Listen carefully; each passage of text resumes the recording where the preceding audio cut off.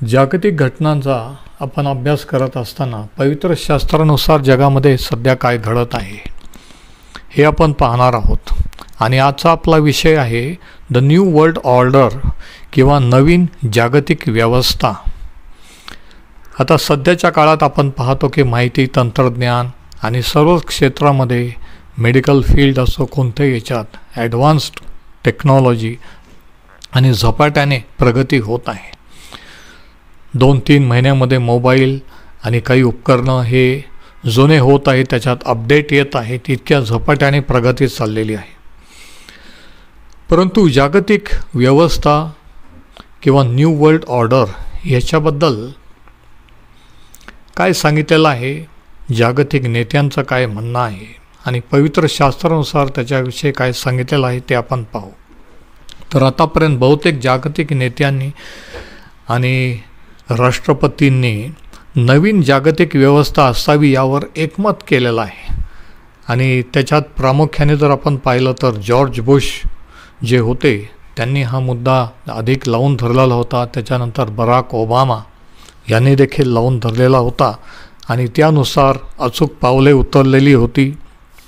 त्याच्यातली काही गोष्टी सध्या अंमलात आलेल्या आहेत. परंतु पहिली जागतिक व्यवस्था उत्पत्तीच्या पुस्तकात पवित्र शास्त्रात आपल्याला आढळते. किती विशेष आहे नाही का. उत्पत्तीचं पुस्तकाचा 11वा अध्याय आणि वचनं 1 ते 9 या ठिकाणी असं लिहिलेलं आहे की सर्व पृथ्वीची एकच भाषा एकच बोली होती. पुढे असे झाले की पूर्वेकडे जाता जाता त्या लोकांना शिनार देशात एक मैदान लागले आणि तेथे त्यांनी वस्ती केली. ते एकमेकांना म्हणाले, चला आपण विटा करून पक्क्या भाजू. त्यांनी दगडाऐवजी विटा आणि चुन्याऐवजी डांबर वापरले. मग ते म्हणाले, चला आपल्यासाठी एक नगर आणि गगनचुंबी शिखराचा एक बुरुज बांधू आणि आपले नाव करू, म्हणजे सर्व पृथ्वीच्या पाठीवर आपली पांगापांग होणार नाही. तेव्हा मानवपुत्र नगर व बुरुज बांधत होते ते पाहण्यास परमेश्वर उतरला. आणि परमेश्वर म्हणाला, पहा हे लोक एक झालेले आहेत, ह्या सर्वांची भाषाही एकच आहे. ही यांच्या कृत्याची सुरुवात आहे आणि हे जे काही करण्याचे योजतील ते करण्यास यांना कशानेही टिकाव होणार नाही. तर चला आपण खाली जाऊन यांच्या भाषेचा घोटाळा करू, म्हणजे यांना एकमेकांची भाषा समजणार नाही. नंतर परमेश्वराने तेथून त्यांना सर्व पृथ्वीच्या पाठीवर पांगवले. याप्रमाणे त्यांचे नगर बांधायचे राहिले, म्हणून त्या नगराचे नाव बाबेल असे पडले, कारण त्या ठिकाणी परमेश्वराने सगळ्या पृथ्वीच्या भाषेचा घोटाळा करून तेथून त्यांना सर्व पृथ्वीच्या पाठीवर पांगविले. उत्पत्ती 11 आणि वचनं 1 ते 9. आता नवीन जागतिक व्यवस्थेबद्दल सर्वत्र चर्चा असूनही हे लक्षात ठेवणं महत्त्वाचं आहे की ती नवीन नाही आणि ऐतिहासिकरित्या ती जुनी आणि अराजकता आणि गोंधळाच्या पायावर आधारित आहे.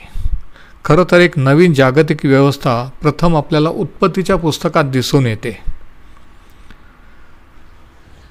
पवित्र शास्त्राच्या पहिल्या पुस्तकात. आणि हे किती विशेष आहे. आता या ठिकाणी जे आपण वाचलं शास्त्रभाग त्या ठिकाणी असं म्हटलेलं आहे की त्यांनी शिनार देशात एक जागा सापडली आणि तेथे ते जाऊन राहिले. आता शिनार जे आजचं इराक देश आहे त्या प्रदेशात आहे आणि ते खूप प्रसिद्ध बॅबिलॉनचे पहिले ऐतिहासिक स्थान होते. बॅबिलॉन किंवा बाबेल हे एक राज्य किंवा एक शहर होते.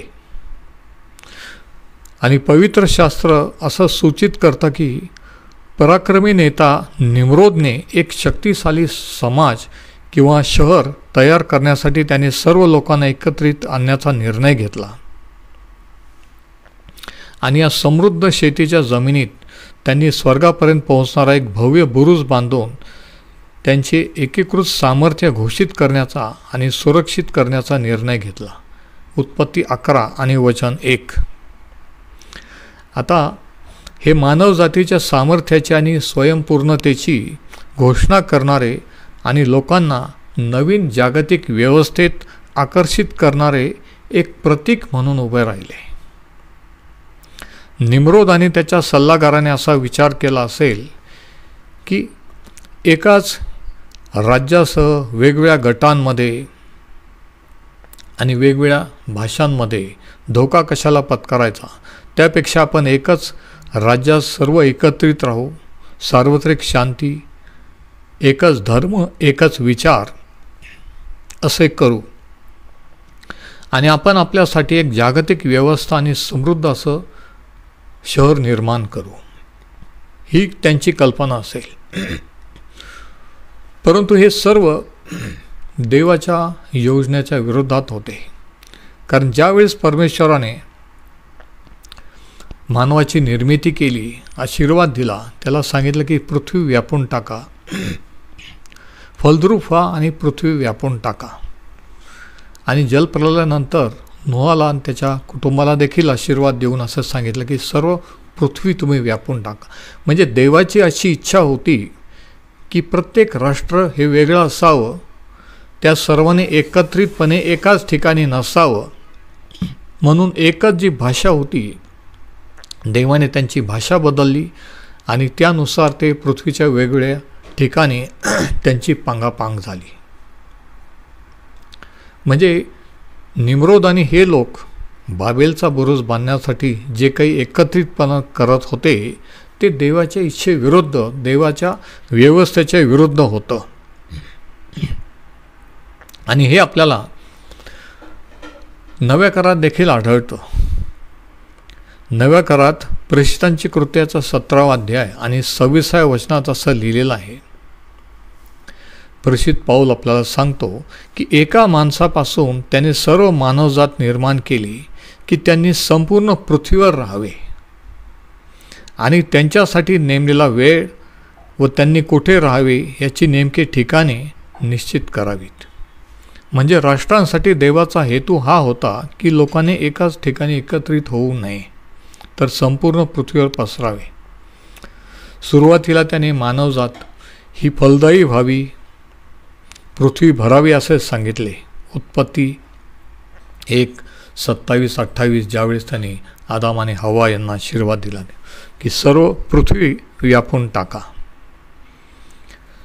आता जसे पावलाने देवाच्या विखुरलेल्या माणसांना स्पष्ट केले आणि त्यांनी कुठं राहावे, कोणत्या ठिकाणी राहावे हे देखील निश्चित केले, हे सांगितलेलं आहे. म्हणजे जागतिकीकरण किंवा एकत्रीकरण ही देवाची इच्छा नव्हती. म्हणजे हे लोक जे करत होते, करायला लागलेले होते की त्याच्या इच्छेच्या विरुद्ध होता. राष्ट्रांसाठी देवाचा उद्देश हा होता की लोकांनी पृथ्वीवर पसरावे, एकाच ठिकाणी राहू नये. आता निम्रोदची नवीन जागतिक व्यवस्था देवाविरुद्ध बंडखोरीची कृती होती, कारण ती अभिमानाने किंवा गर्वाने प्रेरित होती. त्याने लोकांच्या हृदयातून देवाला काढून टाकले आणि त्याला त्यांच्या जीवनाचा योग्य राजा म्हणून पदच्युत केले आणि त्याच्या जागी स्वतःला बसवले. म्हणजे आपल्याला परमेश्वराची, देवाची गरज नाही, आपण करू शकतो, आपण राज्य चालवू शकतो, असा त्यांचा मानस होता, असा त्यांचा हेतू होता. आणि उत्पत्ती 11 वचन 4 मध्ये आपल्याला आढळते की बुरुजाच्या 2 मूर्ती किंवा बांधकाम करणारे 2 गोष्टी ज्या होत्या, सुरक्षा आणि एकत्रीकरण. देवाला माहीत होते की नवीन जागतिक व्यवस्था बांधण्याचा पहिला मानवी प्रयत्न त्यांच्या सर्वात वाईट स्वप्नांच्या पलीकडे यशस्वी होऊ शकतो. देवाला माहीत होतं की ते यशस्वी होतील, त्यांचा उद्देश सिद्धीस जाईल, म्हणून त्यांनी हस्तक्षेप केला. म्हणून असं लिहिलं की परमेश्वर पृथ्वीवर उतरला आणि त्यांनी हस्तक्षेप केला, त्यांनी त्यांच्या भाषा बदलल्या आणि अशा रीतीने ते पृथ्वीवर पांगले गेले. म्हणजे या ठिकाणी आपल्याला हे समजून घेणं आवश्यक आहे की अपयश असूनही जे आजचं संयुक्त राष्ट्रसंघ त्यांचे सामर्थ्य आणि सुरक्षिते आकर्षण सध्याच्या काळापर्यंत टिकून आहे आणि अजूनही ते घातक चूक आणि देवाचा अपमान करीत आहेत. राजकीय आंतरराष्ट्रीयता ही देवाची इच्छा नाही, तर राष्ट्रवाद ही देवाची इच्छा आहे. वैयक्तिक राष्ट्र नाही, तर राष्ट्रांचा समूह नाही, तर एक एक राष्ट्र वेगळं असावे, त्यांना वेगळं स्थान असावं, ही देवाची इच्छा आहे. परंतु हे देवाची इच्छेविरुद्ध करीत आहे. जागतिक शांतता साध्य करण्यासाठी राष्ट्रांना एकत्र आणण्याचे आवाहन करणारे मानवी प्रयत्न केवळ राष्ट्रांच्या एकत्रीकरणामुळेच नव्हे, तर मानवजातीसाठी देवाच्या हेतूला विरोध करणारे आहेत. आणि जागतिक शांततेचे सर्व प्रयत्न निष्फळ ठरत आहेत, कारण देवाच्या योजनेला पूर्ण करण्यास ते असमर्थ ठरलेले आहे. आता याचे मानवनिर्मित योजनेचे 4 संभाव्य परिणाम आपण पाहूया, की हे जे प्रयत्न संयुक्त राष्ट्रसंघ, युनायटेड नेशन्स आणि हे सर्वांचे जे जागतिक शांतता, जागतिक एकत्रीकरण, ग्लोबलायझेशनचे प्रयत्न आहेत, ते कुठे कमी पडतात, ते का सक्सेस किंवा यशस्वी होणार नाहीत. 4 कारणं आपल्याला आढळतात, की एक नवीन जागतिक व्यवस्था शांततेचे आश्वासन देते, पण ती निर्माण करू शकत नाही. का? कारण वेगवेगळ्या देशांचे वेगवेगळे धर्म, वेगवेगळे विचारसरणी आहेत आणि म्हणून सर्वांना एकत्रित करून एक विचार एकत्रित करणं हे अवघड आहे. दुसरी गोष्ट, जागतिक व्यवस्था असलेले एकता ती गृहीत धरते, की जी शक्य नाही, होऊ शकत नाही. आणि हे कशावरून? तर आत्तापर्यंत संयुक्त राष्ट्रसंघाने ज्या ज्या देशांच्या बैठका घेतल्या, ज्या ज्या समित्या नेमल्या शांततेसाठी, उदाहरणार्थ इस्रायल, अरब, अफगाणिस्तान आणि इतर ठिकाणच्या लढाया, ते सर्व फेल गेलेलं आहे, निष्फळ ठरलेलं आहे. तिसरी गोष्ट ही, की नवीन जागतिक व्यवस्था एक जागतिक प्रशासक सत्तेवर येण्याचा मार्ग मोकळा करते, की हे जर जागतिकीकरण करायचं तर एक माणसाच्या हाती एकच जागतिक नेता असला पाहिजे. आणि म्हणून हे जे प्रयत्न, याच्यातून एक जागतिक नेता म्हणजे ख्रिस्तविरोधी निर्माण होईल. आणि चौथी गोष्ट ही, की नवीन जागतिक व्यवस्था जागतिक अर्थव्यवस्थेचा तर्क प्रदान करते. आता ही नवीन जागतिक अर्थव्यवस्था हिचा जन्म कसा झाला आपण पाहू. दुसरे महायुद्ध संपुष्टात येत असताना न्यू हॅम्पशायरमधील मिल्टन वुड्स या ठिकाणी माउंट वॉशिंग्टन हॉटेलमध्ये 44 उच्चभ्रू राष्ट्रामधील 730 आघाडीचे राजकारणी जमले होते. त्यांचा उद्देश जागतिक व्यवस्थेला स्थिर करणे आणि पुनर्रचना करणे हा होता. आणि त्याला प्रतिसाद म्हणून आंतरराष्ट्रीय नाणेनिधी, जागतिक बँक आणि गॅट यांची स्थापना करण्यात आली. गरिबी कमी करण्याच्या उद्देशाने जागतिक बँक भांडवली पायाभूत सुविधा कार्यक्रमासाठी गरीब देशांना कर्ज देते. आंतरराष्ट्रीय नाणेनिधी किंवा IMF, इंटरनॅशनल मॉनिटरी फंड, भविष्यात आर्थिक नियंत्रणासाठी अधिक अनुकूल आहे. आणि राष्ट्रांमध्ये विनिमय दर स्थिर करण्यासाठी, म्हणजे करन्सीचे दर स्थिर करण्यासाठी सदस्य राष्ट्रांच्या जागतिक आर्थिक धोरणावर लक्ष केंद्रित करते. आणि हे गरीब देशांनाही कर्ज देते. तर जागतिक बँक आणि इंटरनॅशनल मॉनिटरी फंड किंवा IMF यांची यासाठी स्थापना झाली. आणि आज या दोन्ही संस्था 186 देशामध्ये अस्तित्वात आहेत. आता ही फॅक्ट आहे. आता अंतिम काळातील अर्थव्यवस्थेची तयारी. 2 जागतिक वित्तीय संस्था अधिक अस्तित्वात आहेत, ज्या भविष्यातील जागतिक आर्थिक व्यवस्थेसाठी एक चौकट प्रदान करू शकतात. जागतिक बँक आणि आंतरराष्ट्रीय नाणेनिधी किंवा IMF. आता जागतिक अर्थव्यवस्थेकडे आपल्याला नेणारा आणखी एक ट्रेंड म्हणजे G20 समिट, G20 परिषद. एप्रिल 2001मध्ये 9 जगातील सर्व मोठ्या अर्थव्यवस्थेतील 20 केंद्रीय बँकांचे गव्हर्नर आणि अर्थमंत्र्यांच्या गटाने नवीन जागतिक व्यवस्थेसाठी चौकट तयार करण्यासाठी ही शिखर परिषद आयोजित केली, म्हणजे G20 समिट. ह्यामुळे G20 शिखर परिषद बँकिंग संकट आणि जागतिक मंदीचा जागतिक परिणाम यावर नियंत्रण करण्यासाठी ते स्थापन करण्यात आले.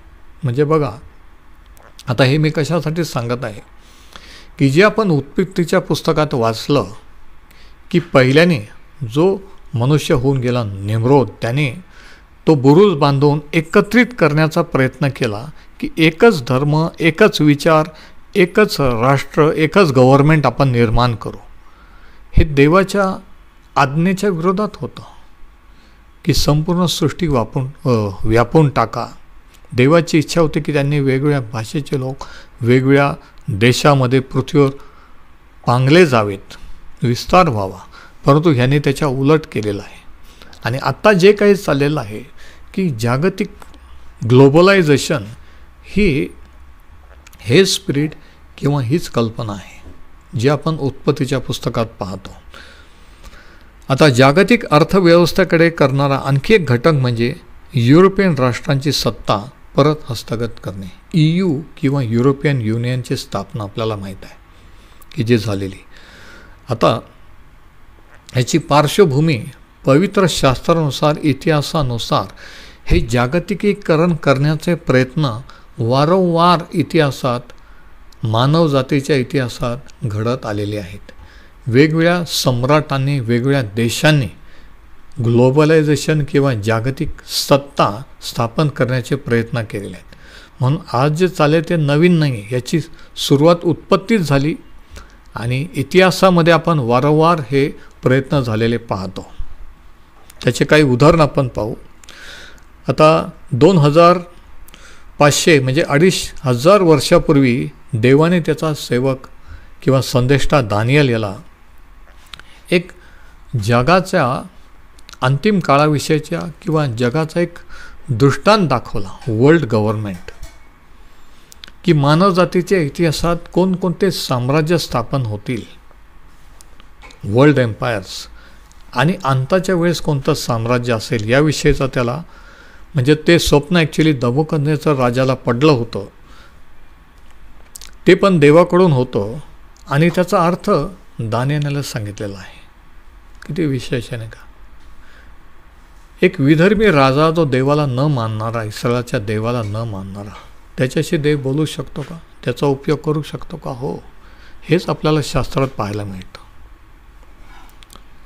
नबुकदनेस्सर ज्याचे दैवत वेगळे होते, त्याला देवाने जगाच्या इतिहासाचा दृष्टांत झाला आणि त्याचा अर्थ सांगायला दानिएलाचा उपयोग केला. आणि वर्ल्ड हिस्ट्रीची प्रोफेसी आपल्याला दानिएलाच्या पुस्तकात आढळते. आता दानिएलाचं किंवा त्याने ज्या स्वप्नाचा अर्थ सांगितला त्याच्यामध्ये 4 महान साम्राज्य किंवा वर्ल्ड एम्पायर्स उदयास येतील हे सांगितलेलं आहे. आणि शेवटचे जे असेल ते रोमन साम्राज्य. आणि आज आपण रोमन साम्राज्याचे पुनरुत्थान पाहत आहोत. आणि हे दानिएलाच्या भविष्यवाणीशी मिळते जुळते दिसते, कारण त्याच्यात सांगितलं की रोमन साम्राज्य, जे शेवटलं साम्राज्य होऊन गेलं, ते पुन्हा उदयास येईल. दानिएल अशी भविष्यवाणी करतो की या साम्राज्यात 10 राज्ये किंवा 10 नेते असतील, जे श्वापत त्याला दिसतं, त्याच्यात त्याला 10 शिंग होती वगैरे. त्याचा अर्थ हे आहे. आणि तो स्पष्टपणे सांगतो की त्याच्या अंतिम स्वरूपात ते पृथ्वीवर असेल आणि देव त्याचे पृथ्वीवर राज्य स्थापन करेल. आणि हळूहळू आपण पाहतो की युरोपातील राष्ट्र ही एकत्र आलेली आहेत आणि EU किंवा युरोपियन युनियन हे स्थापन झालेलं आहे. मी हे तुम्हाला का सांगत आहे की जे काही जगात घडत आहे हे शास्त्रात सांगितल्यानुसार घडत आहे, हे आपल्या लक्षात यावं. तर युरोपियन नेशन्स किंवा EUची स्थापना झाली, युरोपातील राष्ट्र एकत्र आले, ज्यामुळे प्राचीन रोमन साम्राज्याची आधुनिक प्रतिकृती तयार झालेली आहे. युरोप आज कोणत्याही काळापेक्षा अधिक एकात्मिक आहे. प्राचीन काळापासून युनायटेड स्टेट्स ऑफ युरोप किंवा युनायटेड नेशन्स ऑफ युरोप आज आघाडीवर आहेत आणि जगातील दुसरी सर्वात शक्तिशाली राजकीय आणि आर्थिक शक्ती मानली जाते. आणि ईयूचा प्रभाव आपण पाहत आहोत की जगभर वाढत आहे. म्हणजे हळूहळू सत्ता अमेरिका, रशिया किंवा महासत्ताकडून हळूहळू युरोपकडे चाललेली आहे. आणि EU हे युरोपियन युनियन हे कंट्रोलिंग सेंटर झालेलं आहे जगाचं. एवढं ध्यानात ठेवा. आणि हे बंडखोरी आणि मानवतावादीचं हे वृत्त आहे. आता जुन्या काळानंतरच्या शतकामध्ये बॅबिलॉनचे प्राचीन राष्ट्र एक वर्षत्व गाजवत होते. बाबेलचा पहिला उल्लेख आपल्याला उत्पत्तीत आढळतो आणि त्याच्यानंतर आपण पाहतो की बाबेल हे एक राष्ट्र होते ज्याचा उपयोग देवाने इस्रायलला शिक्षा देण्यासाठी किंवा शासन करण्यासाठी केला. इसवी सन पूर्व 605 पासून त्यांना हद्दपार केले आणि 566 त्यांनी परमेश्वराच्या मंदिराचा नाश केला. बाबिलोन किंवा बाबेल हे कदाचित जागतिक प्रभाव असलेले पहिले राज्य होते. आणि इसवी सन पूर्व सुमारे 539 बाबिलोनच्या पतनानंतरही बाबिलोन दुष्टतेचे ठिकाण म्हणून पाहिले जात आहे. आणि याचे भविष्यवाणी जखर्याचा पुस्तकाचा 5वा अध्याय आणि 5 ते 11 आपण पाहू शकतो. जखर्या 5 ते 11. आता पवित्र शास्त्राच्या शेवटच्या पुस्तकातून आपण अंतिम आर्थिक व्यवस्थेकडे पाहणार आहोत जी बॅबिलॉनमध्ये देखील असेल. आता बॅबिलॉन एक महत्त्वाचे जागतिक शहर म्हणून अस्तित्वात नाही, परंतु आपल्याला माहीत आहे की ते पुन्हा सत्तेवर येईल, कारण पवित्र शास्त्र तसं भविष्यवाणी करते. आणि प्रगटीकरणाच्या 18व्या अध्यायात आपल्याला महासंकटाच्या काळात जगाची पुनर्बांधणी करताना बाबिलोनचा उल्लेख आढळतो. आता पवित्र शास्त्राचे अभ्यासक आणि शास्त्रज्ञ डॉक्टर हेनरी मॉरिस हे सुचवतात की कोणत्याही प्रकारच्या आंतरराष्ट्रीय केंद्रासाठी त्याचे एक स्थान जगात आदर्श आहे किंवा जगाचा कंट्रोल जर असावा तर एक योग्य ठिकाण पाहिजे. सर्व दृष्टीने जे उपलब्ध आहे ते जगातील सर्वात श्रीमंत तेल साठा ज्याच्याजवळ जे आहे ते आज आहे इराक, जे प्राचीन काळचं बॅबिलॉन. आणि बॅबिलॉन किंवा इराक हे पृथ्वीवरील सर्व भूभागांच्या भौगोलिक केंद्राजवळ आहे. म्हणजे बॅबिलॉन हे आजचं इराक देश आहे. आता ज्यावेळी सद्दाम हुसेन इराकमध्ये सत्तेवर आले तेव्हा त्यांनी प्राचीन शहराच्या पुनर्बांधणीसाठी भव्य योजना आखली. आता जरा ऐका. 2500 वर्षापूर्वी यरुशलेममध्ये राजा नबुकदनेस्सर II पुनर्जन्म असल्याचा ते स्वतःला समजत असत. प्राचीन बाबिलॉन शहराच्या पुनर्स्थापनेसाठी हुसेन यांनी 500 दशलक्ष अमेरिकन डॉलर्सची गुंतवणूक केली आणि त्यांनी स्वतःच्या आणि राजा नबुकदनेस्सरच्या समांतर प्रतिमा दर्शवणारा एक शिक्का देखील बनवला होता. आणि नबुकदनेस्सरच्या कारकिर्दीत बाबिलोनच्या गौरवशाली दिवसामध्ये जसे पुनरुज्जीवन होईल तसा वेडेपणा सद्दाम हुसेन यांना होता. त्यांनी बाबिलोनला इराकचे राष्ट्रवादाचे केंद्रबिंदू बनविले आणि 22 सप्टेंबर 1987 रोजी त्यांनी बाबेल महोत्सव म्हणून ओळखल्या जाणाऱ्या संगीत कार्यक्रमाचे उद्घाटन केले. बघा, सध्याच्या काळात ह्या काळात प्रकटीकरणात जे सांगितलेलं त्याचं स्टेज किंवा पार्श्वभूमी कशी रचली जात आहे हे मी तुम्हाला ह्या गोष्टींवर सांगतो. सद्दाम नबुकदनेस्सर जे म्हटले होते त्याचे प्रतिबिंब असल्याचे ते दाखवत होते. आणि नबुकदनेस्सर राजाने ज्यावेळेस त्याने त्याचं साम्राज्य बांधलं त्याने काय म्हटलं होतं माहीत आहे का? दानियल 4 आणि 30 लिहिलं आहे. त्यावेळी राजा म्हणाला, हे थोर बाबेल नगर राजनिवासासाठी, माझ्याच पराक्रमाने व माझ्याच प्रतापासाठी, वैभवासाठी मी बांधले आहे ना. असा त्याला गर्व झाला. आणि नंतर आपल्याला माहिती आहे की काय झालं, कशा रीतीने. आता 2003 अमेरिकेने इराकवर केलेल्या आक्रमणामुळे सद्दामच्या अस्तित्वाच्या योजनेमध्ये व्यत्यय आला. त्याला सत्तेवरून काढून टाकल्यानंतरही आणि त्याच्यानंतर अंमलबजावणीनंतरही बाबेलच्या पुनर्बांधणीचे काम सुरू आहे.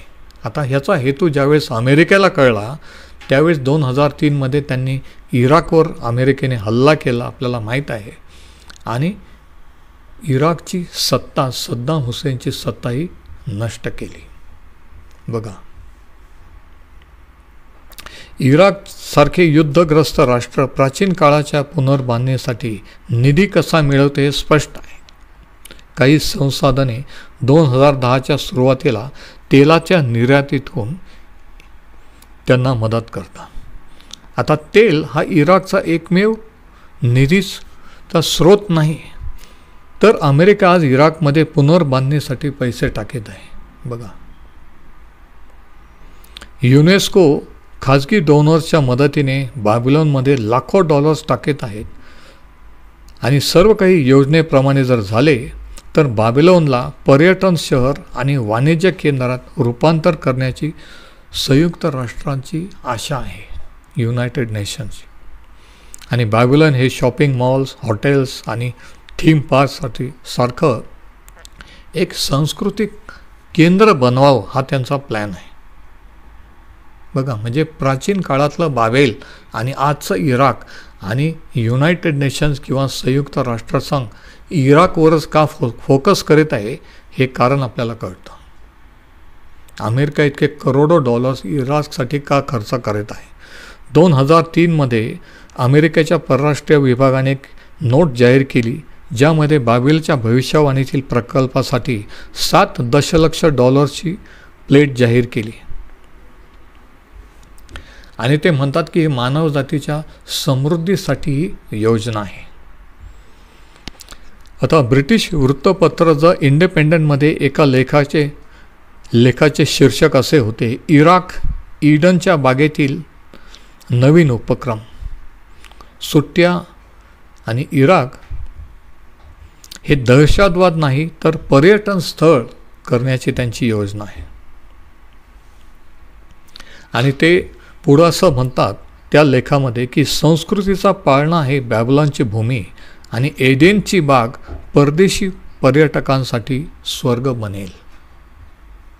म्हणजे फोकस पवित्र शास्त्राच्या भविष्यवाणीनुसार इराकवर कसं आहे. बघा, कसे सर्व प्लॅन इराकच्या भोवती फिरत आहेत.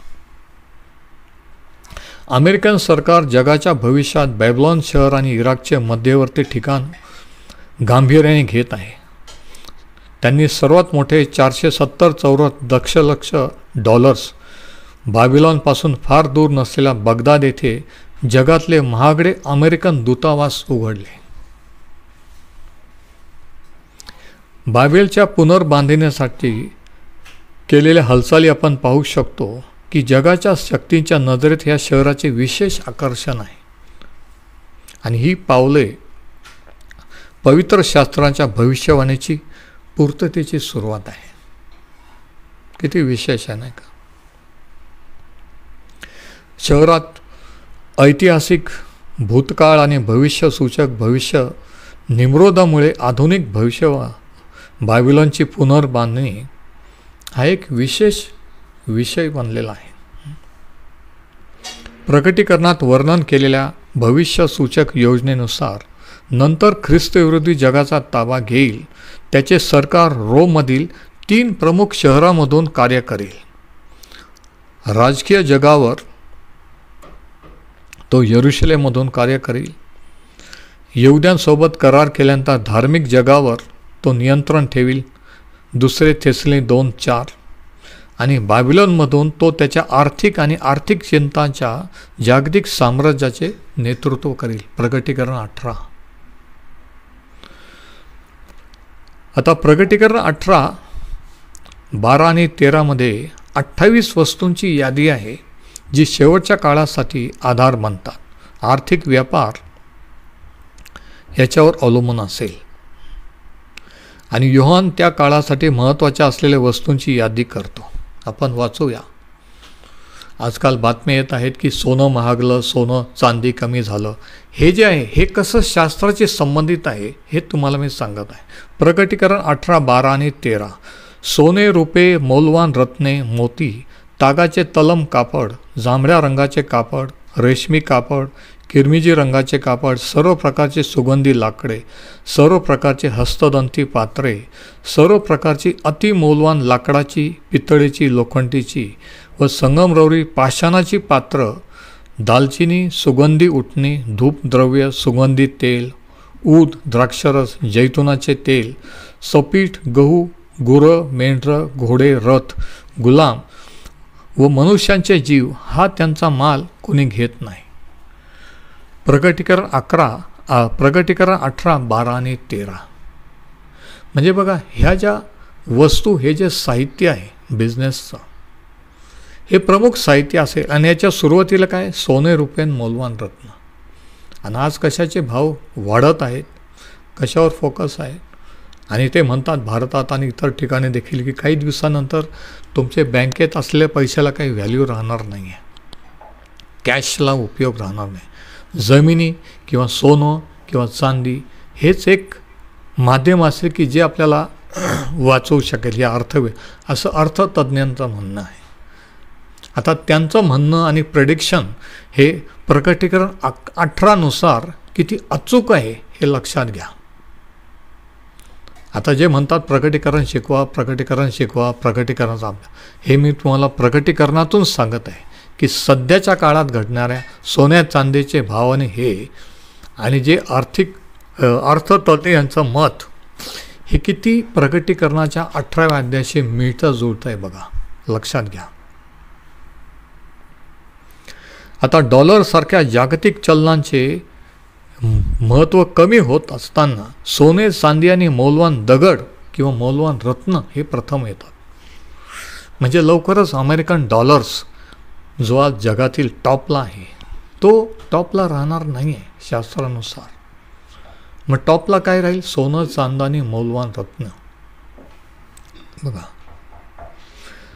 बायबलची समृद्धी जगभरातील व्यापारी आणि व्यावसायिकांना आकर्षित करेल. म्हणजे दुसऱ्या शब्दात सांगायचं म्हणजे बाबलोन पुन्हा एकदा आर्थिक शक्तीचे सर्वात मोठे केंद्र म्हणून उदयास येण्यासाठी हे प्लॅनिंग चाललेलं आहे. परंतु हे टिकणार नाही. उदयास येईल काही काळ, परंतु कायमचा टिकणार नाही.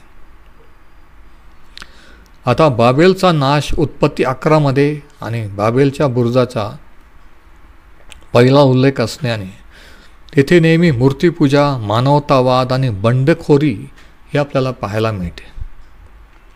आणि तेच आज घडत आहे. आता पुढचा पॉईंट असा की द डिस्ट्रक्शन ऑफ बॅबलॉन किंवा बाबेलचा नाश. म्हणजे ही जी अर्थव्यवस्था, आता लक्षात घ्या, बाबेल एक शहर होतं जिथं त्यांनी बुरुज बांधला. नंतर ते बाबलोन एक साम्राज्य झालं की ज्यांनी इतिहासात आपण पाहतो बॅबलोनियन एम्पायर, ज्याच्याद्वारे देवाने इस्रायल लोकांना त्यांना शिस्त लावली. आणि नव्या करार किंवा शेवटच्या काळात बॅबिलॉन किंवा बाबेल एक अर्थव्यवस्था असणार आहे, वर्ल्ड ऑर्डर, जिचा उल्लेख प्रकटीकरण 18 मध्ये केलेला आहे. आणि तीच ती न्यू वर्ल्ड ऑर्डर आहे. आता याचा अंत किंवा नाश कसा होईल. प्रकटीकरण 11, 21 ते 23.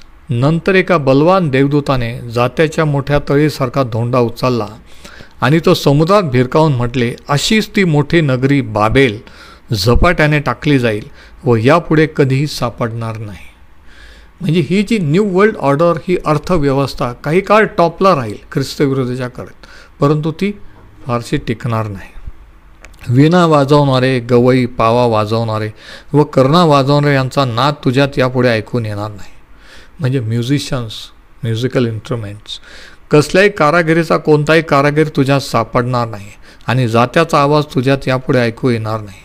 दिव्याचा उजेड तुझ्यात यापुढे दिसणारच नाही आणि नवरा नवरीचा शब्द तुझ्यात यापुढे ऐकू येणारच नाही. तुझे व्यापारी पृथ्वीवरील थोर लोक होते आणि सर्व राष्ट्रे तुझ्या चेटकाने ठकविली गेली. तिच्यामध्ये संदेश त्यांचे पवित्र जनांचे व पृथ्वीवर वधलेल्या सर्वांचे रक्त सापडले. प्रकटीकरण 18:21-24. म्हणजे जगातील सर्वात मोठ्या आंतरराष्ट्रीय कंपन्या, बँका आणि वित्तीय संस्था बॅबलॉनमध्ये असतील, इराकमध्ये असतील आणि त्या सर्व बाजारपेठा कोसळतील. जगातील सर्वात शक्तिशाली प्रमुख व्यावसायिक आणि वित्तीय उपक्रम जे बॅबलॉनमध्ये राहतात ते एका तासात आर्थिक स्वप्न त्यांचे नष्ट होतील. बॅबलॉनच्या विनाशाच्या त्या क्षणी जगातील वित्तीय व्यवस्था कोसळेल. सर्व जागतिक बाजारपेठा कोसळतील, बँका बंद पडतील, कंपन्या तात्काळ दिवाळखोर होतील, व्यापारी व्यवसायातून बाहेर पडतील, सर्व स्टॉक आणि कंपन्या तात्काळ निरुपयोगी होतील. हे प्रकटीकरणात सांगितलेलं आहे आणि ते महासंकटाच्या काळात घडणार आहे. सर्व चलन छापील कागदाशिवाय दुसरे काही नसेल. अब्जावधी लोक तात्काळ बेरोजगार होतील. त्यांची बँक खाती यापुढे अस्तित्वात राहणार नाही. संपूर्ण जग कधी पहिल्यापेक्षा अनेक पटीने वाईट आर्थिक मंदीचा अनुभव घेईल. आता याच्यावर जगाची प्रतिक्रिया काय असेल? शेवटचा पॉईंट, बॅबलॉनच्या नाशावर जगाची प्रतिक्रिया. प्रकटीकरण 18:9 आणि 10 मध्ये काय प्रतिक्रिया आहे जगातील पंतप्रधान, राष्ट्रपती यांची वेगळ्या देशाच्या?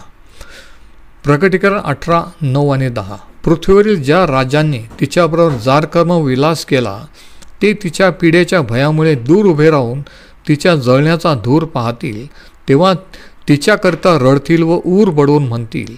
ते म्हणतील, अरे रे, बाबेल ही मोठे नगरी होती, बलाढ्य नगरी होती, त्या एका घटकेत तुझा न्यायदंड झालेला आहे. पृथ्वीचे व्यापारी, दुसरी गोष्ट, पृथ्वीचे व्यापारी शोक करतील. वचन 11, प्रकटीकरण 18 आणि वचन 11. पृथ्वीवरील व्यापारी तिच्यासाठी रडतात व शोक करतात, कारण त्यांचा माल आता कोणी विकत घेत नाही. म्हणजे अर्थव्यवस्था कोलमडेल. नंतर आपण वाचतो प्रकटीकरण 18 आणि 14-17 मध्ये की ज्या फळाफळविडीची तुझ्या जीवाला चटक लागली आहे ती तुझ्यापासून गेली आहे आणि मिष्टाने व विलासाचे पदार्थ हे सर्व तुझ्यापासून नाहीसे झाले आहेत. ते पुढे कोणाला मिळणारच नाहीत. तिच्या योगाने धनवान झालेल्या त्या पदार्थाच्या व्यापारी रडत व शोक करीत तिच्या पिढेच्या भयामुळे दूर उभे राहतील. 14 मध्ये. नंतर 17-19 मध्ये पृथ्वीचे जहाजाचे मालक, मोठमोठे बिझनेसमॅन, शिप मर्चंट्स हे शोक करतील. प्रकटीकरण 18, 17-19. त्या घटकेस ह्या इतक्या संपत्तीची राख झाली.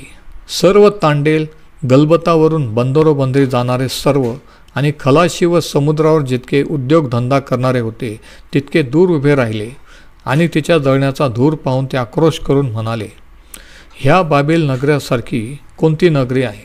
त्यांनी आपल्या डोक्यात धूळ घातली आणि रडत शोक करीत व आक्रोश करीत म्हटले, अरे रे, जिच्या धनसंपत्तीने समुद्रातील गलबताचे सगळे मालक श्रीमंत झाले, ती मोठी नगरी, तिची एका घटकेत राख रांगोळी झाली. बघा, आता स्वर्गात ह्याच्याविषयी काय प्रतिक्रिया असेल? शेवटचा पॉईंट, बाबेलच्या नाशावर स्वर्गातील प्रतिक्रिया. जेव्हा बाबेलचा नाश होईल तेव्हा राजे, व्यापारी, पृथ्वीवर खलाशी लोक शोक करतील, परंतु स्वर्ग आनंद करेल. प्रकटीकरण 18, 20-21. हे स्वर्गा, अहो पवित्र प्रेषितांनो व संदेष्ट्यांनो, तिच्याविषयी आनंद करा, कारण देवाने तिला दंड करून तुम्हाला न्याय दिला आहे. नंतर एका बलवान दूताने जात्याच्या एका मोठ्या तळीसारखा धोंडा उचलला आणि तो समुद्रात भिरकावून म्हटले, अशीच ती मोठी नगरी बाबेल झपाट्याने टाकली जाईल, यापुढे सापडणार नाही. तर या रीतीने आपण पाहतो की कशा रीतीने न्यू वर्ल्ड ऑर्डर किंवा जागतिक अर्थव्यवस्था हिची स्थापना होत आहे. वेगवेगळ्या संघटना स्थापन केलेल्या आहेत. जागतिकीकरणकडे वाटचाल चाललेली आहे आणि सर्व देशाच्या जवळजवळ सर्वच राष्ट्रप्रमुखांनी याला मान्यता दिलेली आहे. म्हणजे स्टेज तयार आहे.